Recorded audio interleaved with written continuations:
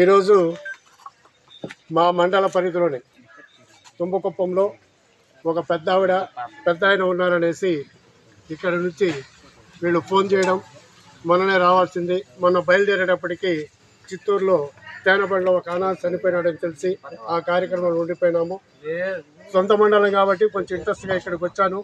వీళ్ళందరూ చాలా గౌరవంగా ఈ గ్రామస్తులు మాకు కావాల్సిన సౌకర్యాలు ఏర్పాటు చేయడం, అదేవిధంగా మేము 19 ఏళ్ళుగా ఈ కార్యక్రమాలు చేస్తున్నాం. ఇంతవరకు మా కాన్సెప్ట్ ఎవరిని చేయిదాసి పైసా అడగకూడదు, చందాలు వసూలు చేయకూడదు అనే కాన్సెప్ట్తోనే ఉన్నాం. ఆ కాన్సెప్ట్తోనే కొంతమంది దాతలు ముందుకు వచ్చి సహాయ సహకారాలు అందిస్తున్నారు. ఈరోజు తుంబకుప్పం నుంచి ఇద్దరిని తీసుకుపోవడం సంతోషంగా ఉంది. అదేవిధంగా రాబోయే 2-3 నెలల్లో బంగారుపాలెం మండలంలో స్వగ్రామంలోనే ఒక ఆశ్రమం నెలకొల్పాలనుకున్నాం.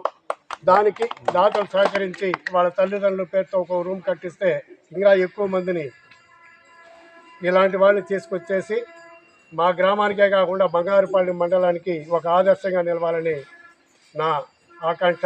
అదేవిధంగా మొట్టమొదట ఈ కార్యక్రమం స్టార్ట్ చేసినప్పటి నుంచి నాకెవరైతే ఈ సిబ్బంది అమ్మఒడి సేవల్ని మెచ్చుకొని ఈ సిబ్బంది ఉచితంగా వచ్చి నాకు సహకరిస్తూ ఉన్నారంటే అది దేవుడిచ్చిన వరం.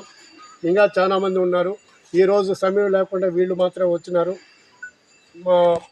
నా సిబ్బందికి ప్రత్యేకమైన ధన్యవాదాలు తెలుపుకుంటూ బంగారుపాలెం మండలంలో ఎక్కడైనా ప్లేస్ ఉంటే ఎవరైనా దాతలు ముందుకు వచ్చి కూడా ఎంఆర్ఓ ద్వారా కావచ్చు, ఎక్కడైనా సరే రోడ్ సైడ్గా రెడీ చేస్తే ప్లేస్ ఉంటే బిల్డింగ్స్ కట్టేదానికి దాతలు కొంతమంది ఉన్నారు.